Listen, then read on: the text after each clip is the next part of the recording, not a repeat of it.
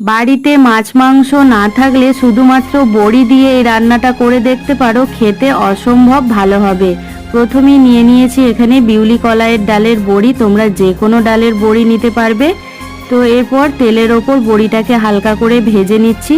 আবারও তেল গরম করে কালো জিরা, শুকনো লঙ্কা, তেজপাতার ফোড়ন দিয়ে পেঁয়াজটাকে ভেজে নিচ্ছি। পেঁয়াজের কালারটা ঠিক এইরকম চলে এলে দিয়ে দিচ্ছি টমেটো কুচি ও আদা রসুনের পেস্ট। টমেটো ও আদা রসুনের পেস্টটাকে খুব ভালো মতো পেঁয়াজের সঙ্গেও ভেজে নিয়েছি। এরপর হলুদ গুঁড়ো, কাশ্মীরি লঙ্কার গুঁড়ো, পরিমাণ মতো নুন, জিরা ধনিয়ার গুঁড়ো আর অল্প সামান্য একটু চিনিও দিয়েছি। খুব ভালো মতো মশলা কষিয়ে তেল রিলিজ হয়ে গেলে পরিমাণ মতো পানি দিয়ে দিলাম। ঝোলটা ফুটে গেলে ভেজে রাখা বড়ি, চেরা কাঁচা লঙ্কা, ধনিয়া পাতা দিয়ে ঢাকনা বন্ধ করে বড়িটা সিদ্ধ হওয়া পর্যন্ত রান্না করে নিতে হবে। ব্যাস, এরই মধ্যে আমাদের ইউনিক বড়ির তরকারি একদম রেডি।